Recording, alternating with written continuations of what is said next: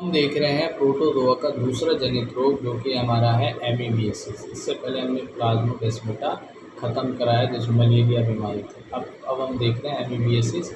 अमीबीय अतिसार जिसे बोलते हैं, पेचिस भी कहते हैं, जो कि होता है एंटामीबा हिस्टोलिटिका प्रोटोजोआ से। जो एमीबा प्रोटोजोआ है यानी एक प्रकार है जिसमें कूट-पाद रहते हैं जिनके। अब ये घरेलू मक्खी या इसका वाहक होती है जो परजीवी को संक्रमित व्यक्ति के मल से खाद्य पदार्थों तक ले जाती है और फिर उसे संदूषित कर देती है। और जब इन खाद्य पदार्थों आदमी खा लेता है तो उसके अंदर एंटामीबा हिस्टोलिका कहाँ पहुँच जाता है, उसकी बड़ी आंत को संक्रमित करता है, ठीक है ना।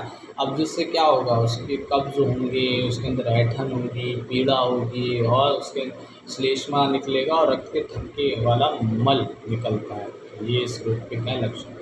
हम देखेंगे कृमि जनित रोग जिसे हम वॉर्म डिसीज बोलते हैं, ठीक है ना, क्योंकि किससे कृमियों से होगी।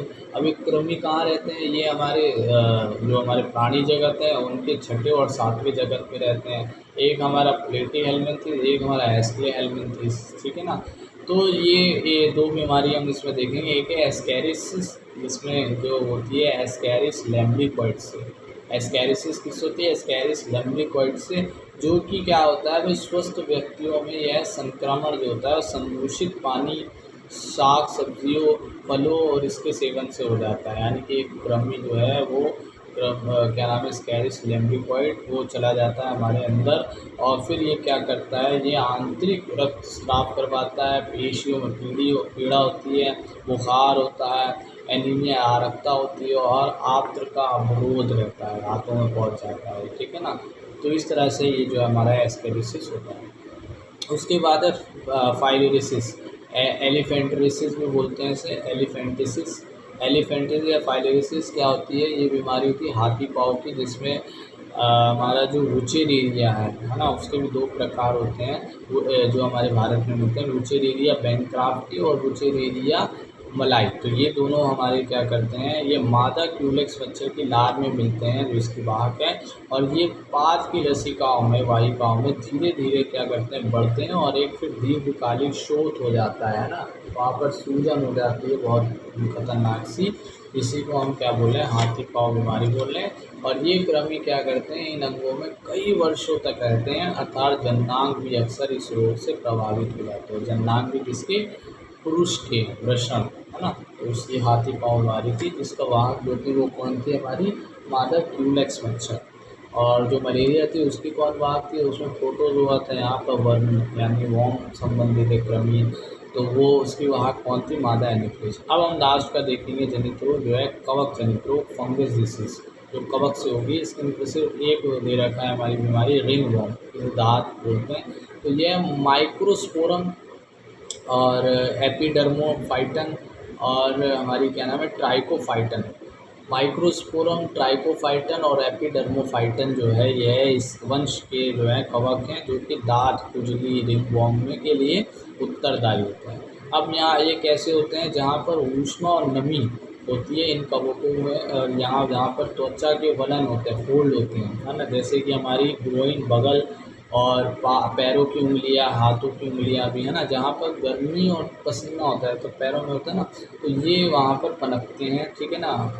ये संक्रामित करते हैं और ये संक्रामित व्यक्तियों के तौलियों, कपड़ों और कंगों के प्रयोग से भी हो जाता है, ठीक है ना।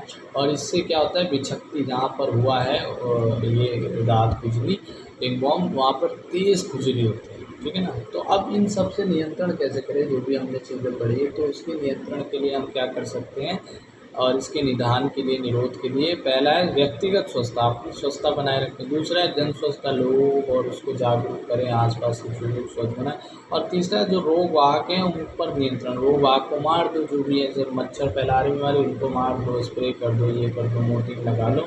और एक होती है जैसे कि तालाब में मछलियाँ पानी में होते तो वहाँ पर मच्छर पनप जाते, बीमारियाँ आ जाती हैं।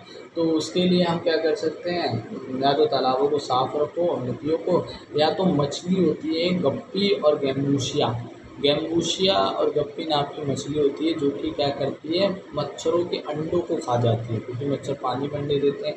तो इससे भी हम क्या कर सकते हैं, रोग वाहक जो हमारे हैं उन पर नियंत्रण पा सकते हैं, जो रोगों को फैला रहे हैं, ला रहे हैं हमारे बैक्टीरिया। ये सब तो सब भी आपके बस इनको लाए जाते हैं, इधर उधर से गंदगी जब हो जाती है, जब मिल जाते हैं।